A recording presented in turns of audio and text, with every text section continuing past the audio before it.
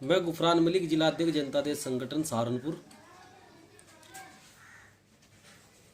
दोस्तों, बात है ये उत्तर प्रदेश के प्रभुतनगर जिले की रहने वाली रानी नागर की, जो कि हरियाणा में सर्विस कर रही थी आईएएस अधिकारी के पद पर। दोस्तों, पिछले कई रोज से सोशल मीडिया पर रानी नागर का मामला वायरल हो रहा है। रानी नागर का आरोप है कि उनके विभाग के सीनियर अधिकारी उनका यौन शोषण क्या करते हैं 3 साल से, और इसके बारे में सभी अधिकारियों को शिकायत भी कर दी गई, लेकिन इसमें कोई सुनवाई नहीं। जनता दल संगठन सोशल मीडिया के माध्यम से भी इस घटना की निंदा कर रहा है। समझ में ये नहीं आ रहा कि रानी नागर एक आम नारी नहीं है, आईएएस है वो।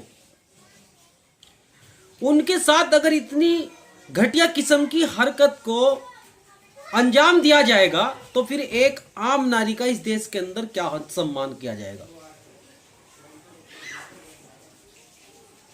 इसमें हरियाणा सरकार और भारत सरकार चुप्पी साधे हुए है। यदि रानी नागर जिन अधिकारियों पर अपने यौन शोषण का आरोप लगा रही है, अगर ये आरोप गलत है तो फिर वो अधिकारी सामने क्यों नहीं आ रहे जिन पर यह आरोप लग रहा है, इस बात का खुलासा करने के लिए कि ये गलत है। और अगर ये रानी नागर का आरोप सही है तो फिर इसमें हरियाणा सरकार और भारत सरकार चुप क्यों है।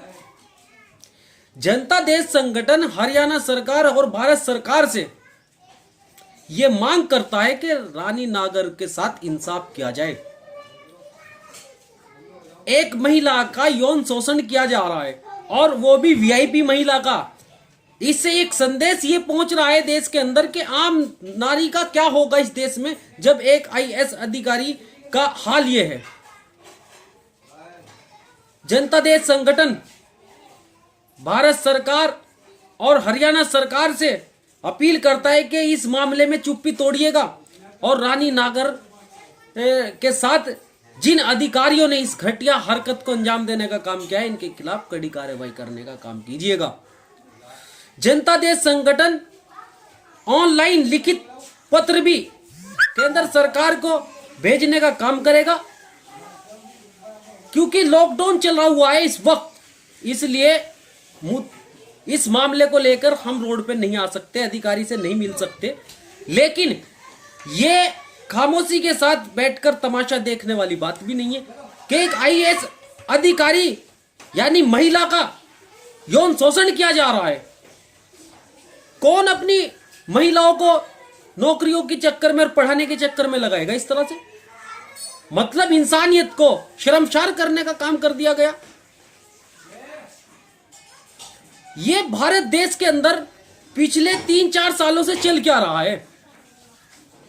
बस जो बुनियादी मुद्दे हैं भारत के उनको नजरअंदाज किया जा रहा है और हिंदू मुस्लिम के मुद्दों पर इसमें बहस की जा रही है। अब मैं पूछना चाहता हूं, हजरत मौलाना साद को मोटा चुआ और वगैरह वगैरह पता नहीं क्या क्या बोलने वाले महान लोग और सोनिया गांधी जी की शान में आपत्तिजनक टिप्पणी करने वाले महान चैनलों के अर्नब गोस्वामी हो या जी टीवी हो या आज तक हो, जितने भी हैं महान एंकर हैं देश के अंदर नफरत फैलाने का जिन्हें जिम्मा मिला हुआ है, अब इतना बड़ा कांड आईएएस अधिकारी के साथ होने का काम हुआ है, ये चुप क्यों है?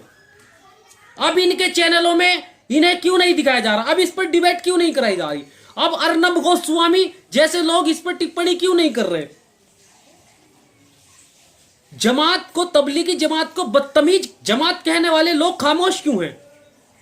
अगर आईएएस अधिकारी रानी नागर के साथ इंसाफ नहीं हुआ तो जनता दल संगठन लॉकडाउन खुलने के बाद सड़कों पर उतरकर संघर्ष करने का काम करेगा।